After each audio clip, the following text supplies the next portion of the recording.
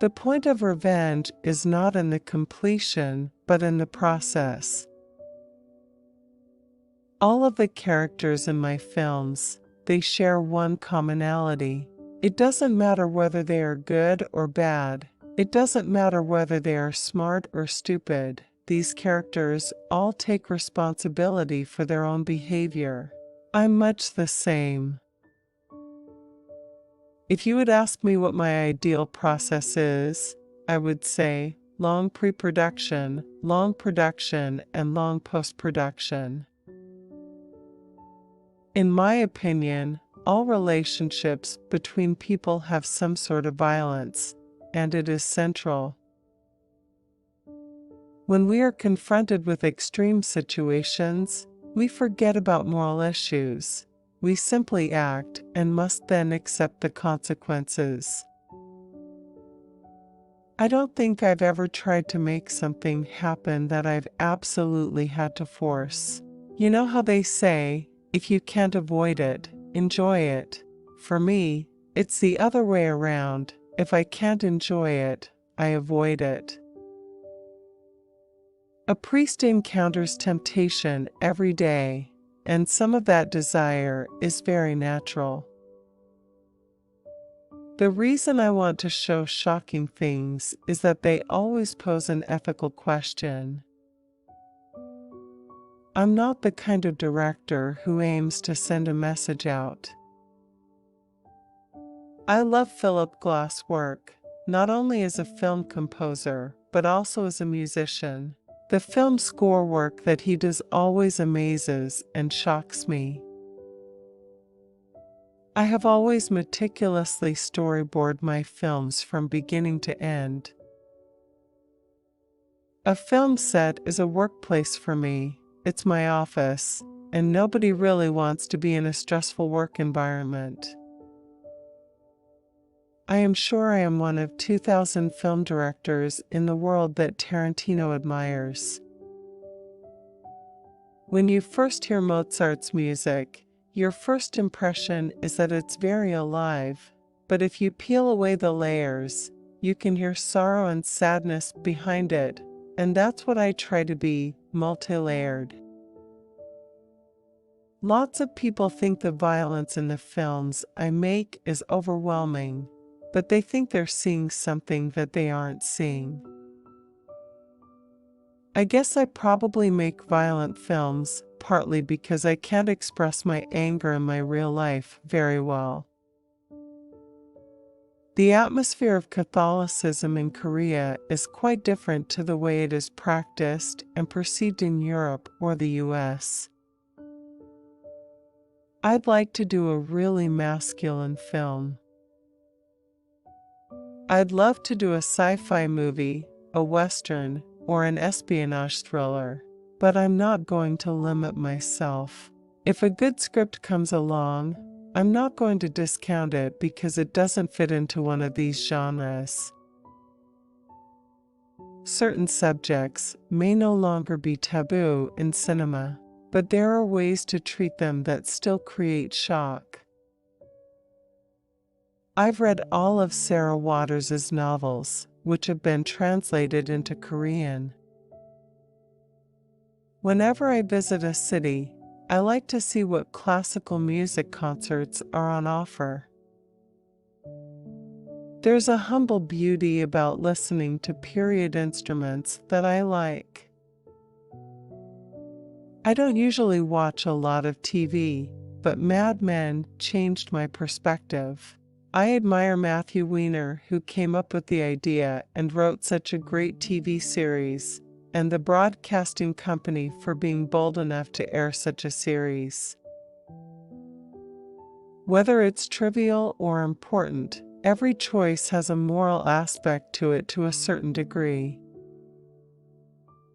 I am not going to do a film based on a bad scenario just to make a big Hollywood film or work with Hollywood stars. When I grow older and less popular, there will come a time when I have to shoot films on low budgets. Becoming a vampire means completely changing your identity. I grew up in a very Catholic family. Up until puberty, I would go to a Catholic church every week. When you consider the concept of vampirism, it is inherently part of a Western culture. I hate jeans for no reason. If I want to relax and not do anything, I don't want to leave home. I live in a rural residential area. It's a great place for a walk. I'm at my happiest when I'm listening to my iPod while walking around where my feet take me. If your work requires you to travel, you will understand that there's no vacation destination like home. Actors, I think, are all the same. Both Korean actors and American actors are all very sensitive people, and they are all curious to know what the director thinks of them and how they are evaluated, and they try to satisfy the director. And they like it if you listen carefully to their opinions and accept them. Visual elements are, of course, the director's job. As I grow older, I spend more time with my wife, and gradually my interest in the woman's world is growing. When I was making my first films, I was very interested in Hollywood B-movies. When I say that I am going to do an American film, I didn't want to suddenly go off into a completely different world which bears no relation to the style of filmmaking that I'm used to. When I was going through puberty, I had all these feelings of being unstable through those years, and being uncontrollably drawn to things of beauty and things that are bad. It is not possible for a person to be completely free of sin and be squeaky clean. I became a film director, but I wasn't successful with my first couple of films, so I had to turn to becoming a film critic to make a living. People who really try to be conscious of what they have done, who take responsibility, to me these kinds of people are heroes. I've always had an interest in vampire films, not just Nosferatu, but there are many others that I have enjoyed: Abel Ferrara, Coppola, Neil Jordan. When it comes to remaking my own films in the English language, I can only imagine that it is a very boring process. I wouldn't ever dream of it. When I was growing up, we were taught in school that North Koreans, and especially the North Korean leadership, were all devils. In our lives, we have good things and bad things, happiness and pain. Living without hate for people is almost impossible. I do like musical films more than big Hollywood films, especially those by Jacques Demy and Vincent Minnelli. I don't really believe in the auteur theory.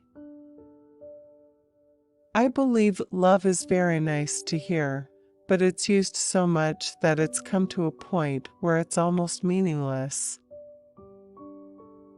I believe there are more films that involve love and forgiveness than violence, but they often seem fake and are almost embarrassing to watch. I cannot believe that violence depicted on screen actually causes people to act out violently. That's oversimplifying the issue. If somebody commits a violent act after seeing violence in a movie, I think the question that needs to be asked is, would that person still have committed the act if he had not seen a violent film?